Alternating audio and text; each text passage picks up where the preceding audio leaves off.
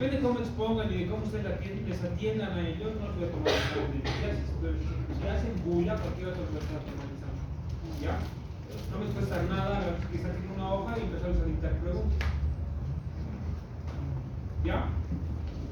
Por favor, atiéndanles a sus compañeros. Y ustedes, por favor, expongan a ellos, no a mí.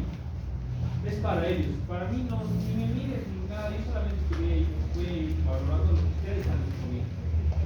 Yo no necesito aprender, necesitan ellos aprender. ¿Ya? Dale. Comenzamos.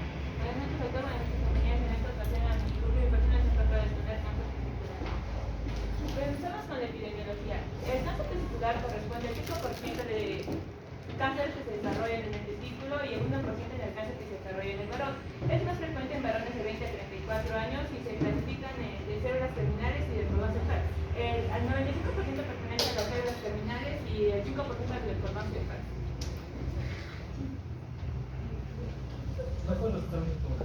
Ya, dentro de los factores de riesgo tenemos la criptorquidia, antecedentes personales de cáncer testicular, antecedentes familiares de cáncer testicular y neoplasias intratubular de células germinales. Y también tenemos... Te voy a ir cortando cada vez más. ¿Qué más encuentras dentro de la epidemiología del CCCAM? ¿Qué más encuentras? Ella nos ha dicho el registro de tu diapositiva, por favor. Nos dijo tu compañera que corresponde a un 5% de la neoplasia testicular. Sí, es una neoplasia muy poco frecuente, pero sí se ve, en la actualidad se ve mucho más porque ahora la diagnostican. Antes no se la diagnosticaba prácticamente. ¿Ya? Es mucho más frecuente en hombres entre los 20 y 35 años, sí, porque también es la edad donde se les va diagnosticando. ¿Y qué tipo de raza es más frecuente? ¿Y por qué? Lo que es el sector de la raza afroamericana, en este caso por el aumento del testosterona. ¿Ya? Entonces es más frecuente en la raza negra que en la raza blanca. ¿Sí? Sí, doctor. ¿Ya? ¿Qué más? Como mencionamos ahí, que dice que los tumores de células germinales se dan en el 95% de estos nos vamos a referir en este caso hasta las células de Leydig y las células de Sertolini. Lo que son... ¿En qué lado de los dos testículos? ¿Cuál de los dos testículos es más frecuente el cáncer de testículo? Izquierdo.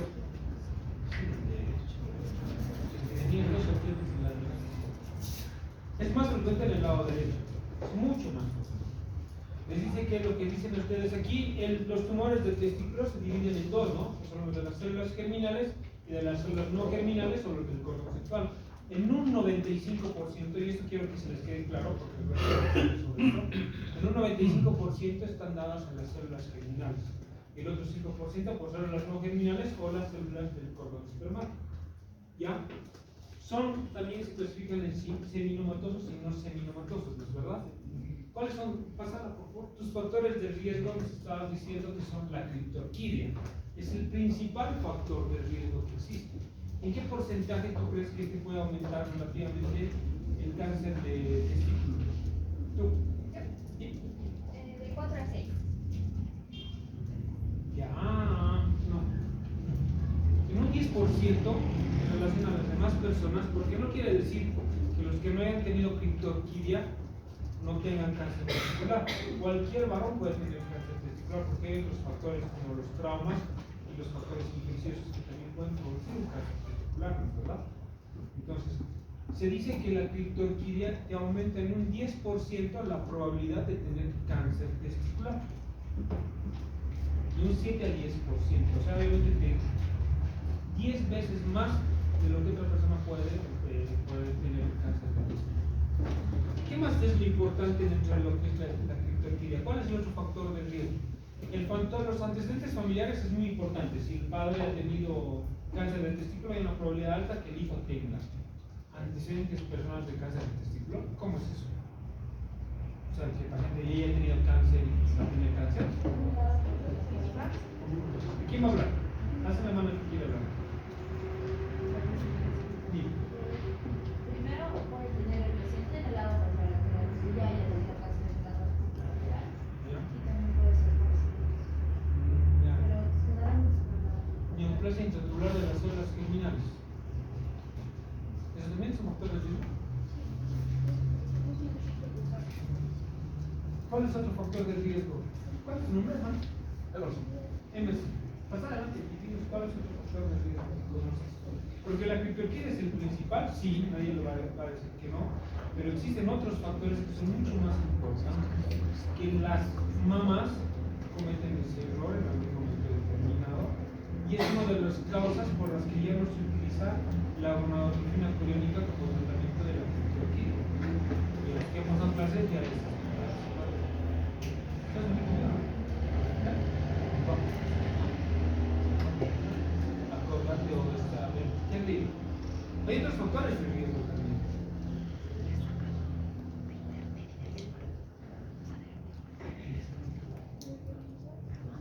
Dime. Vamos chicos. Dime.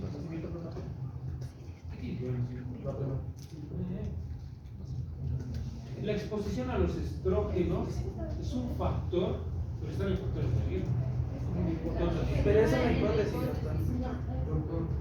Se le considera una hipótesis. La hipótesis se presentaban dos tipos de hipótesis. Y a ver, existen factores de riesgo, que son el principal que han puesto que es la criptorquía. Si me hablan de factores de riesgo, me tienen que empezar a explicar todos los factores de riesgo. La criptorquía es el principal factor de riesgo para la producción de cáncer testicular. Estamos bien. La exposición a los estrógenos en las mujeres, y obviamente que va a exponer al recién nacido o al producto a los estrógenos por el uso de anticonceptivos inyectables, ese tipo de cosas, va a exponer al producto se someta a estrógenos de más alta concentración en una mujer que no utiliza ningún tipo de anticonceptivo. Entonces, esa exposición hace de que el paciente tenga una posibilidad de cáncer testicular. Y eso se ha demostrado. ¿Por qué crees que cuando van al ginecólogo les preguntan, ¿no usas anticonceptivos? ¿No has usado anticonceptivos? ¿No? ¿O sí? ¿Por qué? Porque no le puedes dar el factor de riesgo de producir cáncer del testículo al producto si es que fuera usado, porque el uso de anticonceptivos orales o cualquier tipo de anticonceptivo de forma prolongada en una mujer puede llegar a generar este tipo de cáncer. Entonces se les recomienda a una mujer que deje sus anticonceptivos orales y espere un tiempo determinado de unos 3 a 6 meses para pensar en un embarazo. ¿Por qué? Porque en esos 3 a 6 meses va a eliminar la sobrecarga de estrógenos que tiene. Entonces el someterlo a estrógenos va a producir o es un factor que va a predisponer al cáncer del testículo. Dame otro factor. El de la hipótesis.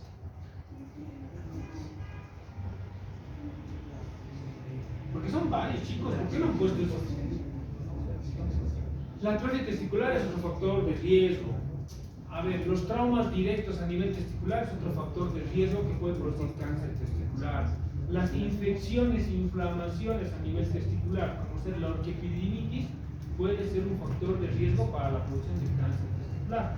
Hay mucha gente, los varones especialmente, los varones tienen mucha vergüenza de ir al médico y tienen mucha más vergüenza hacer revisar los genitales. En el momento que tienen una infección como una orquiepididimitis, el varón piensa que se le va a pasar y tal vez su sistema inmunológico responda y esa orquiepididimitis deje de crecer, deje de inflamarse y disminuya el umbral. Pero hay momentos que si no se hace un tratamiento adecuado puede generar zonas a nivel testicular que se pueden endurecer y estas zonas induradas a largo plazo por la alteración celular pueden volverse en un tumor y obviamente en un cáncer. Entonces, los traumas directos, las infecciones son productores del cáncer del testículo, o sea, son factores que van a predisponer a lo que son los cánceres testiculares.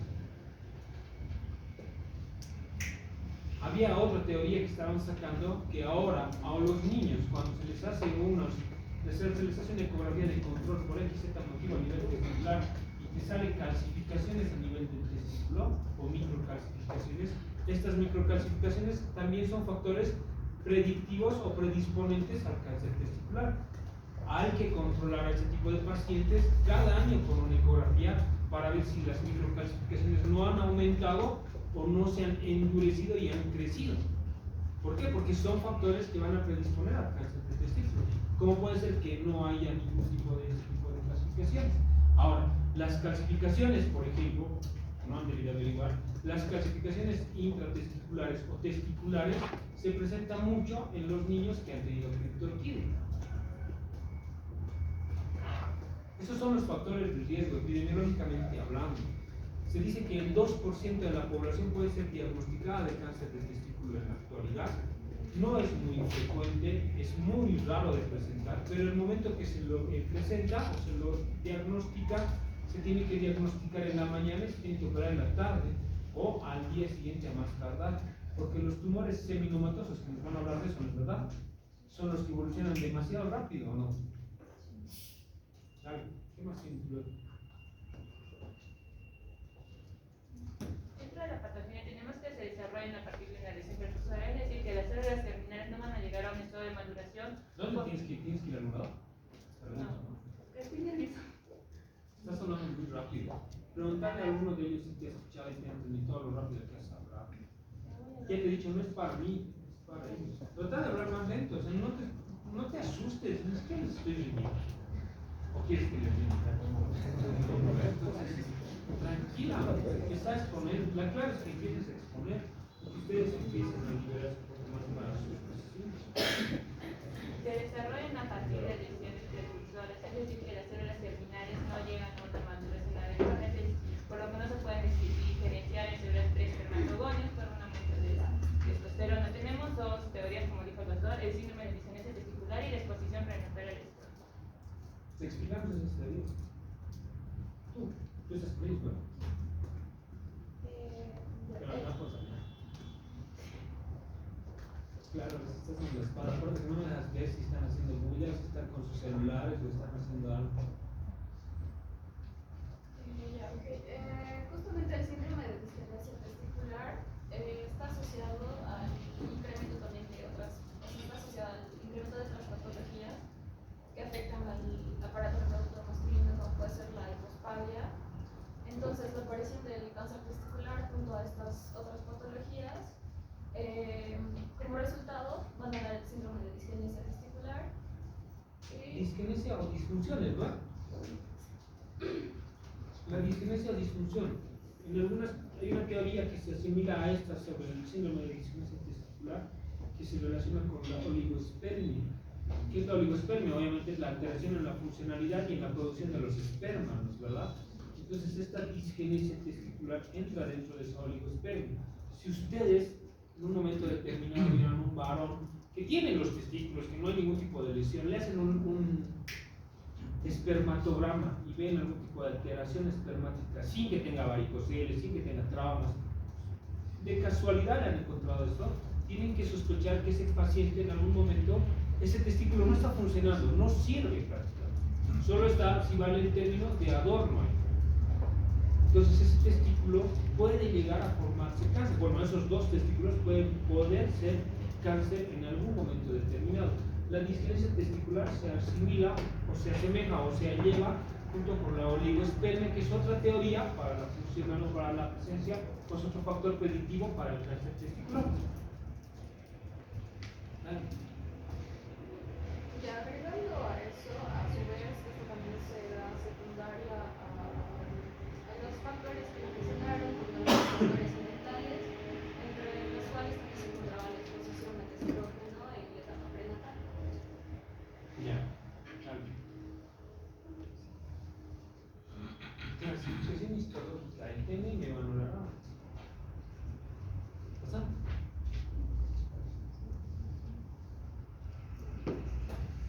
Clasificación, tenemos que se clasifican en Tu compañero que está detrás de nosotros.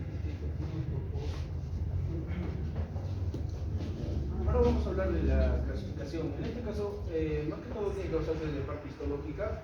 Vamos a encontrar que un 95% va a haber los tumores de las células germinales y un 5% va a haber tumores de los cordones, en este caso sexuales. Dentro del 95% que es a nivel de las células terminales se van a dividir en dos, que son los tumores no seminomatosos y los tumores seminomatosos.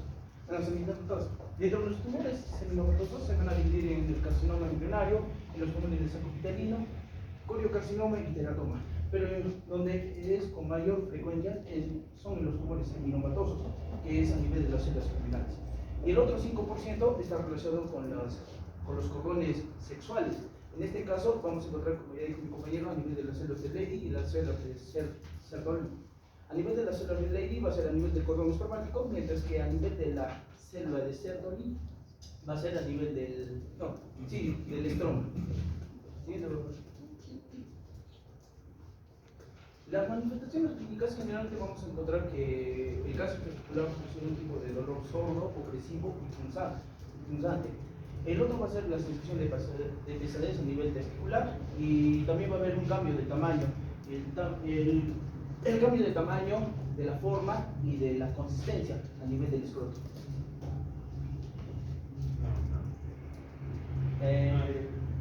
Dentro del examen físico, ¿qué es lo que vamos a analizar? Vamos a ver que tenemos que examinar en este caso el testículo ya infectado y contralateralmente el siguiente, ¿no? A la palpación tenemos que comparar, en este caso, el tamaño, como ya hemos dicho, la consistencia y la forma del testículo, contralateralmente con el otro testículo. Tenemos que buscar, en este caso, antecedentes, que si el paciente tiene ginecomastia, tiene tumores abdominales palpables, tiene adenopatías inguinales y adenopatías supraclaviculares. Con referencia a la evaluación del diagnóstico, vamos a encontrar la ecografía Doppler, pero en ¿Por qué este no caso te encuentras en la parte clínica? O sea, si encuentras todo lo que él dice. Lo primero que pasa cuando hay un tumor testicular es el aumento de tamaño, ¿no? El aumento de volumen a nivel de la bolsa fecal. Que esta puede ser dolorosa o no puede ser dolorosa. Muchos de estos pacientes pueden presentar un dolor de inicio súbito, que es similar mucho a lo que es un escroto agudo. Por eso es importante que sepan el escroto agudo. Porque esta patología la pueden confundir con un escroto agudo y dejarlo así y hacer que el paciente en un momento determinado tenga una diseminación muy alta. Porque lo que él dijo, retrocédalo por favor, más. Dijo que había que cambiar, bueno, no ha notado, no ha empezado a hablar. Dijo que hay que buscar las adenopatías inguinales, ¿verdad? Y las supraclaviculares. ¿Qué tiene que ver la supraclavicular o infraclavicular con la región testicular? No tiene que ver nada, ¿verdad? Pero es que como son tumores, cánceres que se diseminan muy rápido, hay una metástasis muy rápida por la cadena ganglionar. Entonces, por eso es que tienes que revisar la región supraclavicular. Además, tienen que buscar siempre la ginecomastia en este tipo de pacientes. Si están sospechando de un cáncer testicular, busquen si tienen ginecomastia. Muchos de estos cánceres son asintomáticos, pero por la metástasis que empiezan a producir o por la metástasis que se da en estos pacientes, les puede llegar a producir náuseas, pueden tener vómitos, pueden tener un malestar general, pueden tener hasta disnea, porque es el primer órgano diana donde van a migrar los cánceres, ¿verdad? A los pulmones, produciéndole una insuficiencia respiratoria o una disnea en este tipo de pacientes, ¿no es verdad? ¿O no has leído eso? Y lo que tú dijiste de las masas palpables es muy importante, ¿no? Las masas palpables a nivel abdominal. ¿Por qué? Porque dentro de la clasificación del TNM, dentro de los ganglios, te dice que tienes que buscar una masa palpable, no solamente ganglios. Entonces, es muy importante que ustedes, en el momento de que vean un paciente, hagan todos los signos, ¿no? Busquen el signo de Gobernau, hagan la maniobra de Frey, busquen el reflejo plasmático, busquen la tumefacción a nivel de la piel y digan, no tiene nada de esto, o le tocan a la región escrotal y no siente tanto dolor como cuando se ve en un escroto agudo, entonces sospechen en un tumor testicular. Hay que sospechar y empezar a buscar. En ese momento empiezan a buscar masas a nivel abdominal, empiezan a buscar adenopatías inguinales, supraclaviculares, ausculten pulmones. No solamente nos tenemos que regir a una zona, tenemos que ya empezar. Su cerebro de ustedes tiene que funcionar tan rápido de decir, pues esto es un cáncer, le buscaré si no hay líneas, si no hay estertores, si no hay crépitos, si no hay algún dato que esté produciendo insuficiencia respiratoria. Buscaré adenopatías axilares, cervicales, supraclaviculares, infraclaviculares. Buscaré masas palpables a nivel abdominal. O sea, ya tienen que, su cerebro como no tiene que trabajar como una máquina tan rápido que ustedes tienen que asimilar todo y en un rato empezar a buscar. Porque si se van a quedar con la duda, estamos complicados, ¿entienden? En el examen físico vas a buscar masa palpable. ¿Qué más podrías encontrar como patología? Continúa. Ándate ya. Aparte de las masas palpables, en el examen físico también tal vez podemos encontrar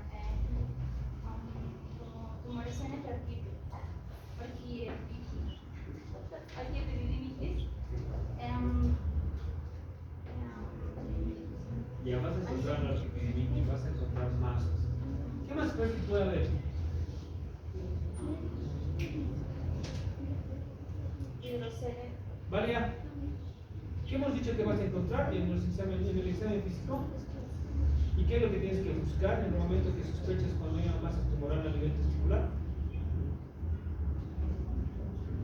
Y te tengo que escuchar hasta aquí.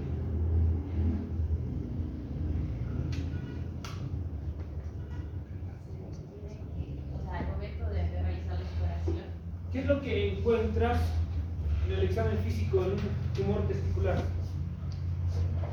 tiene que palpar las masas, ¿no? ¿Perdón? Palpar masas, Ya se encontró la masa. ¿Qué más vas a buscar? la consistencia, ¿Qué más? el volumen igual. Una de las cosas que más me molesta es que no les tomes importancia a tus compañeros. Es falta de educación, que además yo estaba hablando aquí adelante y estaba tratando de explicarles algo más y no me estaba atención.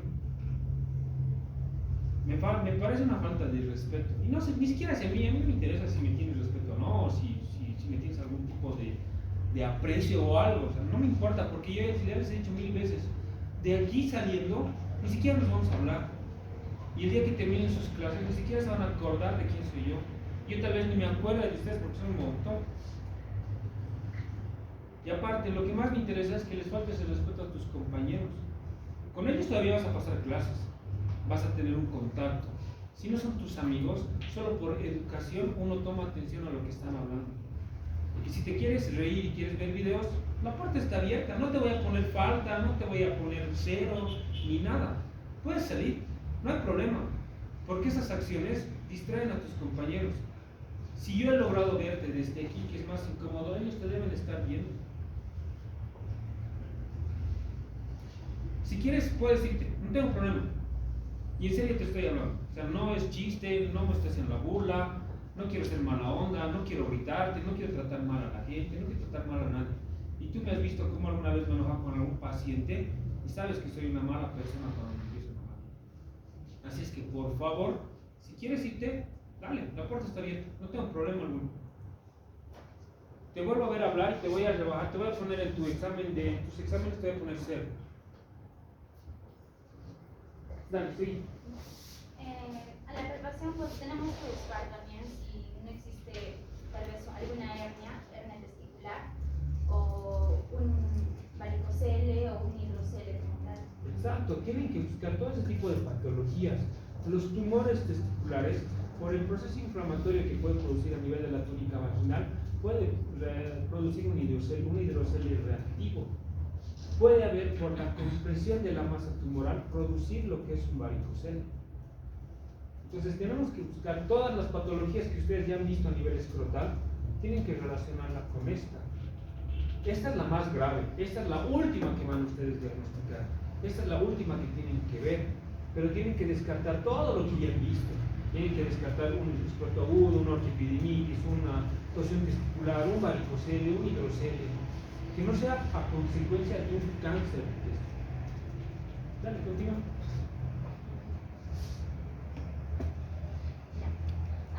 En la evaluación diagnóstica pasamos a la ecografía escrotal, en donde donde vamos a ver dos lesiones, como tal se va a ver como dos lesiones separadas, que son totalmente diferentes, heterogéneas, a diferencia de los seminomas que ya habíamos mencionado antes, que las imágenes van a ser homogéneas. Va a haber también si es que llega a ser el cáncer como tal maligno, va a haber también un aumento en el flujo. En una ecografía que tiene una sensibilidad y especificidad muy alta para el diagnóstico de cáncer testicular actualmente, porque los equipos son mucho más sofisticados que antes, además se les hace una ecografía Doppler. Como ven aquí, esto es una masa o es un tumor testicular. Ven que no hay irrigación sanguínea, solamente hay aquí. Entonces existe una disminución en la irrigación que puede observarse en una ecografía a diferencia de esto. Entonces, como no hay irrigación, ustedes tienen que sospechar de que eso puede ser un cáncer o un tumor testicular. Una ecografía es el examen que ustedes les va a salvar del hecho de que el paciente les pueda hacer algún tipo de proceso, no sé, o cualquier tipo de maldad que la gente hoy en día quiere hacerle a las personas, si no les dan un buen diagnóstico. Entonces, la ecografía en un cáncer testicular, por el costo y por todo, sí tiene una alta sensibilidad y especificidad. Dale. Dale, Anabel, ¿cuáles son los marcadores tumorales que tenemos para esto? Dentro de lo que estuvimos hablando sobre la evaluación diagnóstica, tenemos dos principales marcadores tumorales que son específicos para detectar el cáncer testicular. Hablamos sobre la alfa-fetoproteína. Esta se va a detectar en pacientes que tienen tumores de células germinales no semimatosas. Y depende de si es un estadio bajo, se va a encontrar en un 50 a 70%, mientras que si es en un estadio alto, se va a presentar de un 60 a 80%. Si hablamos sobre el HCG, la hormona gonadotropina coriónica, esta se va a observar en pacientes con tumores de células germinales no semimatosas de bajo grado, un 20 al 40%, o en pacientes con estadios avanzados, de un 40 al 60%. La gonadotropina coriónica tienes que pedirla con su rama beta, tiene alfa y beta, ¿no? ¿Verdad? La rama beta es la que nos interesa para el diagnóstico de cáncer testicular. ¿Tienes el otro? Uno. Son tres. Los marcadores tumorales que ustedes deberían solicitar son la alfa-fetoproteína, la gonadotropina coriónica en su rama beta y la lactato deshidrogenasa, que no es muy específica, pero sí sirve para descartar el tipo de tumor testicular. Son los tres marcadores tumorales que les voy a preguntar en su examen. Y esos tres marcadores tumorales les va a dar una opción de diagnóstico y de tratamiento en los pacientes. Dale. ¿Qué más pedirías? Pero ya tienes que le has pedido una ecografía, le estás pidiendo marcadores tumorales, pero supongo que si le pides marcadores tumorales es porque estás sospechando. ¿Qué otro estudio le pedirías y por qué?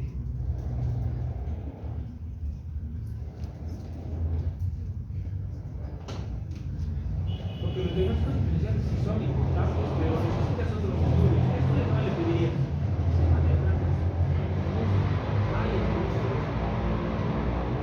¿Cómo es? ¿Perdón? PSA. ¿PSA para qué? ¿Qué tiene que ver el PSA con el testículo? El PSA se da en la próstata.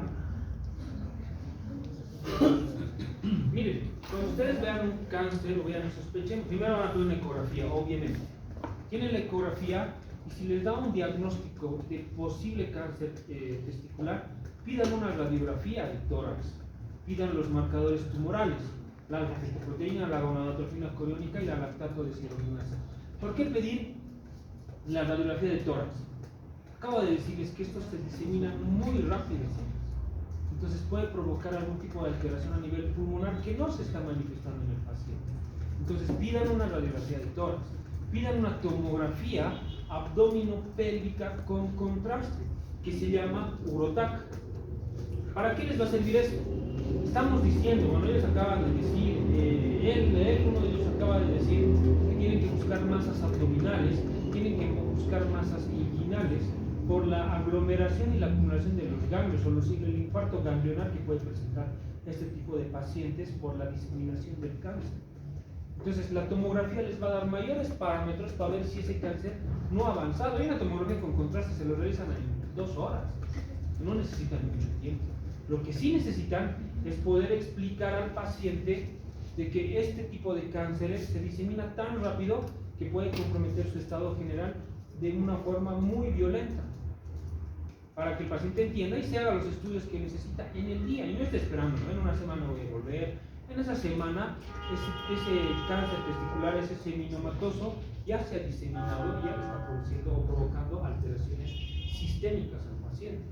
Entonces, a ver, vamos a hacer una ecografía, hacemos marcadores tumorales, pedimos una radiografía de tórax y pedimos una tomografía. Si ustedes quieren pedir un hemograma, glicemia, creatinina, nudos, electrones, todo lo que quieran, les piden, no hay ningún problema, pero específicamente tienen que pedir esto. Y si piden un hemograma, buscarán pues anemia, ¿no? Si el paciente está haciendo algún tipo de dato de anemia o algo así. ¿Cuáles son los diagnósticos diferenciales? ¿Quién ha hablado de ustedes? Ella, ¿no? Y él.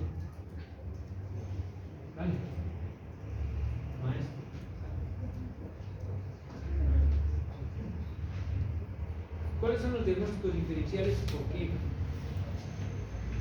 Muy bien, doctor. Vamos a encontrar primero, vamos a encontrar los cuatro de los cuales son principales, probablemente siendo la epididimitis, o también siendo una torsión testicular o un hematoma. Esto también va a venir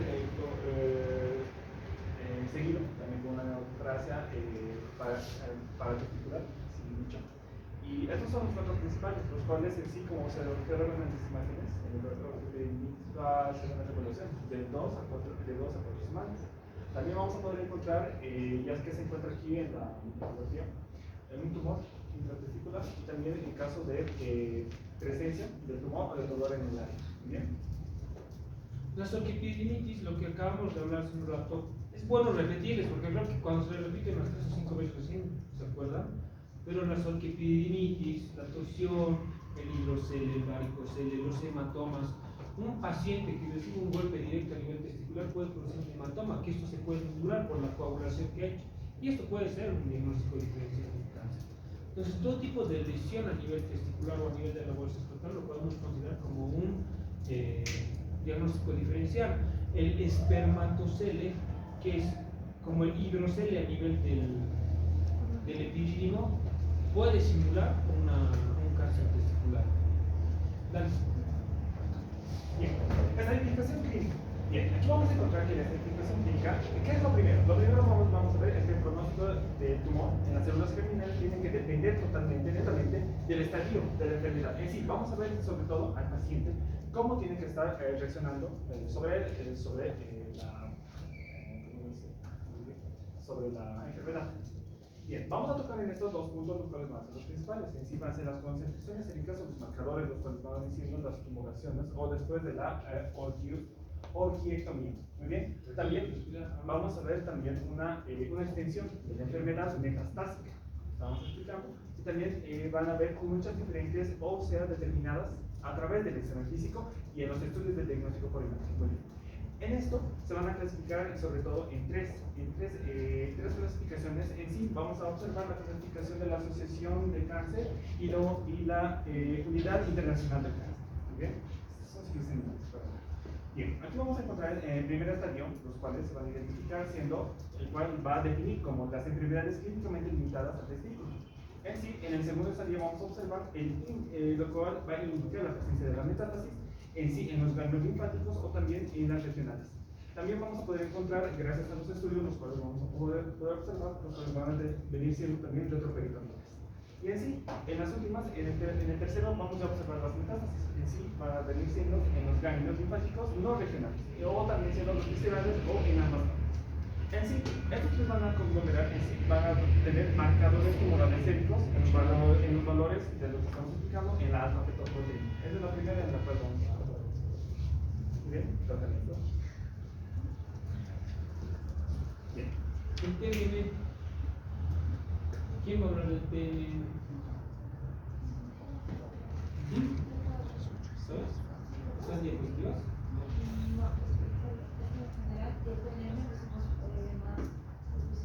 ¿Después de esto? ¿Está? ¿Pero qué no les he dicho con el TNM? Ya, primero explica el tratamiento. Que explique ella. Dale. Vamos a tener los principios terapéuticos. Para el tratamiento de los tumores de células germinales se basa en su potencial de crecimiento rápido y curación en la mayoría de pacientes. Por eso es importante tener un diagnóstico y también escodificar el tumor para dar un tratamiento adecuado. Después de la orquiectomía, que se basa por un diagnóstico por imagen y la escodificación y medir las concentraciones séricas de marcadores tumorales. En caso de la metástasis, se realiza la quimioterapia y una cirugía para resecar los tumores residuales. Y en los seminomas, pues ellos tienen una evolución más favorable, son menos agresivos, con menos incidencia de metástasis y menos elevación de marcadores séricos. Y también responde bien a menores dosis de radioterapia. Para el tratamiento de la neoplasia intratubular de células germinales, el diagnóstico es mediante la biopsia testicular, en casos de investigaciones por esterilidad, pacientes con tumores de células germinales y en cirugía con conservación del testículo. El tratamiento de elección va a ser la orquiectomía, pero en pacientes que no desean tener hijos, entonces el tratamiento principal es la radioterapia en bajas dosis y también se hace una vigilancia con ecografías periódicas. Ahora, el tratamiento para los tumores de células tratamiento gol estándar es el vaciamiento ganglionar retroperitoneal, que es un procedimiento confiable para el tratamiento de estos tumores estadio 1, que se ofrece, que tiene menos morbilidad perioperatoria que los procedimientos abiertos. También se realiza la quimioterapia, donde se hace administración de los ciclos de quimioterapia adjuvante basada en cisplatina. En el estadio 2 también se realiza el vaciamiento ganglionar retroperitoneal y se realizan ciclos de quimioterapia, específicamente 2 ciclos para el tratamiento convencional en caso de recidiva. En los seminomas en estadio 1 se realiza la radioterapia. Algo importante en esto, tienen que saber, para que algún día le vamos a preguntar igual, si alguno se dedicará a esto. Los tumores seminomatosos y no seminomatosos tienen una diferencia muy específica en el tratamiento. Los dos se hace orquiectomía, o lo mejor es hacer orquiectomía. En los no seminomatosos tenemos que hacer un vaciamiento ganglionar retroperitoneal si es que existe un avance hacia ese nivel, ¿no es verdad? Y además se le tiene que hacer quimioterapia. En los no seminomatosos no se utiliza la radioterapia porque no nos sirve para nada. En comparación de los seminomatosos, que se le hace la orquiectomía, se hace un vaciado ganglionar, dependiendo la metástasis que tenga, además de que se le hace quimioterapia y radioterapia para evitar que existan mayores lesiones o una recaída, como les estaba comentando. Entonces, esa es la diferencia importante. Los no seminomatosos no utilizan radioterapia. Los seminomatosos sí utilizan radioterapia. Dale. En los seminomas en estadio 1 se realiza la radioterapia primaria. La dosis óptima es de 25 a 35 en 15 a 20 fracciones diarias, pero presenta una recidiva en menos del 1% de los pacientes. También se realiza la quimioterapia primaria con carboplatino. En los pacientes que se someten experimentan menos letargo, pero también presentan toxicidad hemática en un 4%. En los seminomas en estadio 2A y 2B se administra una radioterapia en un periodo de 25 y 30 y puede producir toxicidad gastrointestinal aguda. Y la quimioterapia se indica en pacientes con tumores retroperitoneales voluminosos que sean mayores a 3 centímetros. Por último, en el seminoma recidivante se emplea la radioterapia y la quimioterapia de primera línea para el tratamiento de pacientes que experimentan recidiva de la enfermedad. Y las recidivas tardías del seminoma se asocian con un pronóstico favorable en el paciente. Ahora tenemos las secuelas relacionadas al tratamiento. Primero, en la toxicidad primaria, en el vaciamiento retroperitoneal, vamos a tener una cicatriz mediana, una disfunción eyaculatoria y una obstrucción del intestino delgado. En la quimioterapia basada en cisplatino se va a dar el cansancio, la mielosupresión, infecciones, neuropatía periférica, pérdida de la audición, deterioro de la función renal y muerte. En las complicaciones tempranas de la radioterapia vamos a tener cansancio, náuseas, vómitos, leucopenia y dispepsia. Y en la orquiectomía se va a dar el hipogonadismo.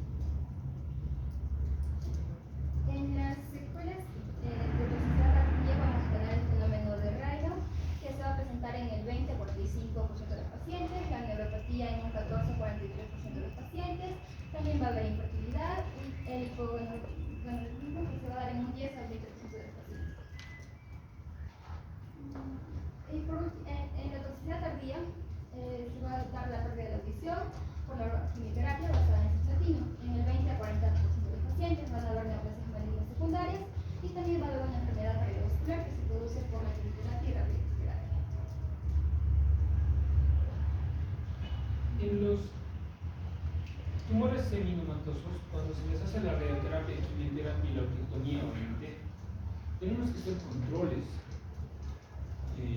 periódicos para ver que no exista ningún tipo de residuo de la patología neoplástica.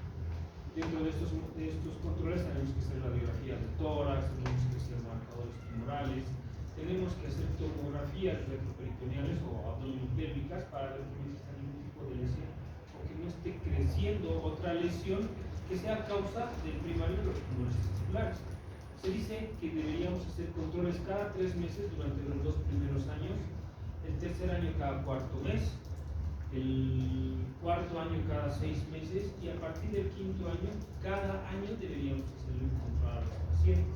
para ver si realmente todo lo que nos ha hecho su compañera, que es el uso de la quimioterapia, la radioterapia y la cirugía, ha hecho efecto en este tipo de pacientes. Porque si no ha hecho efecto, tendríamos que tomar acción y hacer o más dosis, ciclos de quimioterapia y más dosis de radioterapia y buscar si quirúrgicamente se puede hacer un vaciamiento granular. Entonces, estos son los controles que tenemos que tener, que son los mismos que se tienen que realizar en los dos seminomatosos. Tanto en los dos tipos de tumores o cánceres se tiene que realizar un control o una vigilancia activa en los pacientes. Otros tumores que Bueno, en cuanto a los otros tumores que podemos encontrar son los de los cordones sexuales y los que son estomas. Podemos encontrar los tumores de los células del Leydig, que van a ser los que van a producir la testosterona, y eso van a producir, ya, como ya podemos ver, leucomastia, linfocencia y la disminución de lípido, y generalmente esta es indolora. El tratamiento, como se puede ver a la izquierda, es la orquiectomía inguinal radical. En cuanto a los tumores de las células de Sertoli, se representan un 33% de los pacientes que tienen esto, ginecomastia. Y estos tumores van a ser, limitarse, o sea, van a tener límites netos, como podemos ver en la imagen, y van a ser de un color blanco más amarillento. Y eso se puede extirpar mientras la orquiectomía. En cuanto a las gonadoblastomas, se presenta más en mujeres, en un 80%, y en varones se presenta un 20%. Esto de los diagnósticos que presentaron un antecedente de varones de criptorquidia. Estos son los otros tumores que hemos encontrado, que son los quistes epidermoides, el carcinoma de la red testicular, el linfoma de Hodgkin, la invasión de leucemia, la metástasis testicular, empezando por los quistes epidermoides, que van a ser considerados de teratomas maduros y que van a ser asociados a la criptorquidia. Las adenoma de la red testicular, que van a ser unas neoplasias malignas que van a ser originadas, esto en el sistema colector testicular. Y en el linfoma de Hodgkin van a ser presentados en pacientes mayores de 50 años y van a ser presentados como una masa testicular que va a ser indolora, como en la mayoría de los pacientes. Sin embargo, en esta vamos a presentar fiebre de aponesis y pérdida de peso. En la invasión de leucémica va a presentarse en niños, y esto en las leucemias linfóticas agudas. Esto por lo que va a tener presentación de un aumento del tamaño del testículo, y el diagnóstico va a ser directamente con la biopsia y el tratamiento con la orquiectomía. La metástasis testicular, que va a ser más infrecuente que esto en las enfermedades metastásicas generalizadas, y esto va a estar relacionado más que todo con el cáncer de próstata. Como última diapositiva, tenemos los tumores de los nexos, como los tumores de los dermoides, los sistemas de lineal, el mesotelioma paratesticular y los sarcomas del cordón esquemático del testículo. Siendo el más frecuente el tumor adenomatoide, que va a ser un tumor que va a ser muy frecuente, va a ser paratesticular, va a ser indoloro y va a ser frecuente entre 30 a 40 años en los pacientes. Va en el cistadenoma ependimario, que va a ser una hiperplasia capilar benigna, que van a ser indoloras y que van a ser detectadas en un paciente adulto joven. El mesotelioma paratesticular, que va a ser originario en la tónica vaginal, que va a ser indoloro, como en la mayoría, y que este se va a asociar más con el hidrocele y que se va a asociar a pacientes ancianos. Puede presentarse tanto como ser benignos o malignos. Y el sarcoma del canal espermático del testículo, que va a ser más frecuente en pacientes menores de 30 años y que va a ser localizado en los regiones escrotal. ¿Y esto, por favor? Eso es todo. No tiene mucha relevancia porque, como él dijo, son muy poco frecuentes. Lo que tienen que saber que son los tipos de cánceres son los seminomatosos y los no seminomatosos. Los seminomatosos, que son los puros, al término, los no seminomatosos, que son el carcinoma, el coriocarcinoma, el teratoma y el coriocarcinoma, que son los cuatro más importantes, ¿no? Dentro de los no seminomatosos, porque el seminomatoso solamente es uno, y ese es el más importante porque es el más frecuente de todos, y eso lo tienen que operar rápidamente. ¿Explicamos el TNM? El TNM, el TNM es una clasificación que van a utilizar todo el tiempo. Entonces, si no les han preguntado, nos han enseñado. El TNM es para el tumor, ganglios y la metástasis que se tiene que utilizar en la clasificación de los cánceres. Y en este caso, en el cáncer testicular existe una clasificación, ¿no es verdad? Sí. Con cáncer de testicular.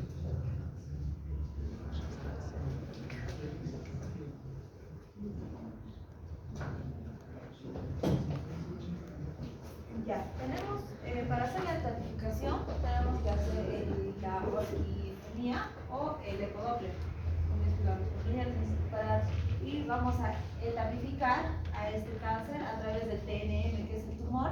Primero tenemos el T-cis, que va a ser el T in situ, que generalmente está en el túbulo seminífero. Ahí es donde se va a encontrar. T1. Sí, no, el T-cis. T0, Sí, el T0. Ya, luego tenemos el T1, que ya mientras vamos avanzando va a ir creciendo el tumor. El T1 va a ser relativamente más grande. En el T2 va a haber compromiso de la túnica vaginal.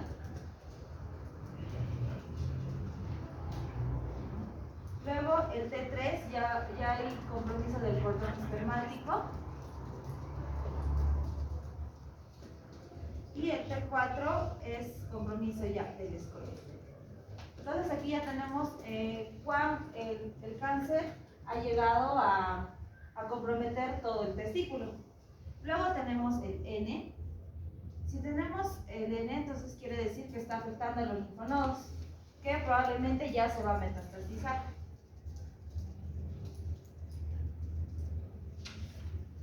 Ya, tenemos, esto se va a clasificar en tamaños. Tenemos los menores a 2 centímetros, de 2 centímetros, de 2 a 5 centímetros, y los mayores a 5 centímetros. Va a ser el N1, N2 y N3. Y pues M es si o no presenta metástasis. Gracias a esta estadificación vamos a tener las etapas. Que como explicaron ya mis compañeros, se dividían en 3 etapas, la 1, la 2 y la 3. La 1 se va a considerar del T0 al T2. La 2 va a ser del T3 al T4 y si es que se especifica si es que presenta linfonodos o no presenta linfonodos. Y la T3 ya va a ser desde mayor a 5 centímetros que presenten los linfonodos y también si presenta metástasis.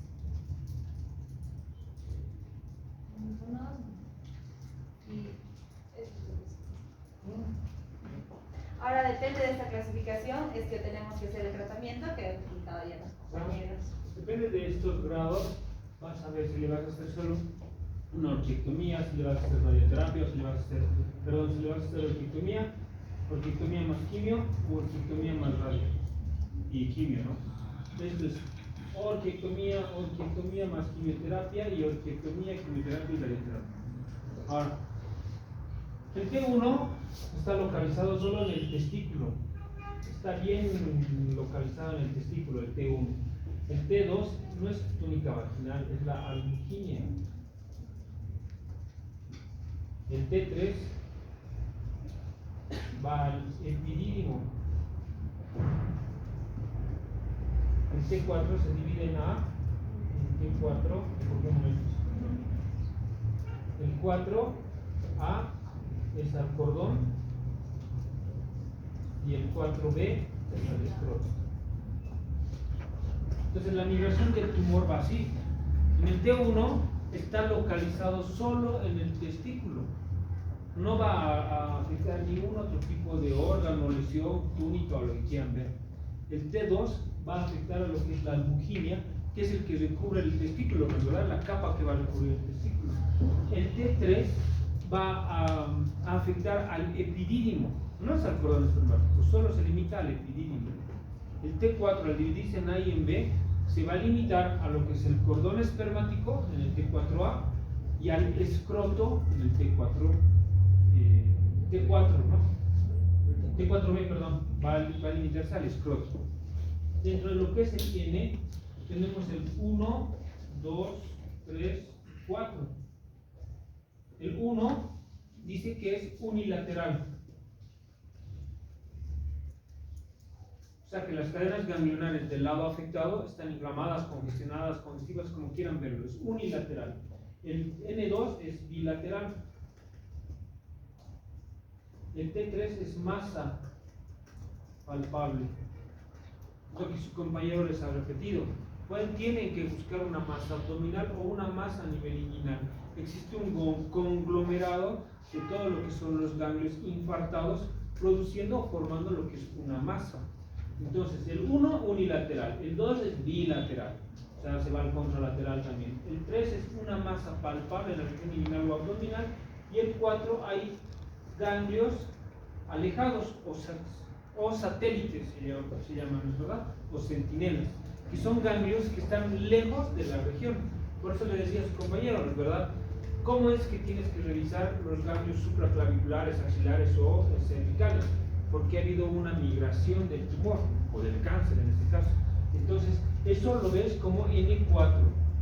Son ganglios alejados de la región, a este nivel, en el testículo estamos hablando. Y la metástasis es metástasis 1, no hay. M0 es no hay, y M1 es hay. O sea, hay metástasis, ¿no? Y tienen que buscar en todos los órganos diana dónde van. ¿Dónde van generalmente los cánceres? A los pulmones, a los huesos y a los ganglios.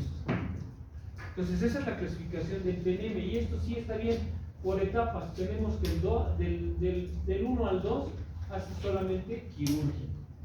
Si está en el 3 haces quirúrgico más quimioterapia, y si estás en el 3 haces quirúrgico, quimioterapia y radioterapia. Esa es la forma de manejar esto. Y si saben esto del TNM, van a poder manejar cualquier tipo de cáncer. Y obviamente ya luego tienen que saber los medicamentos que se utilizan, ¿no?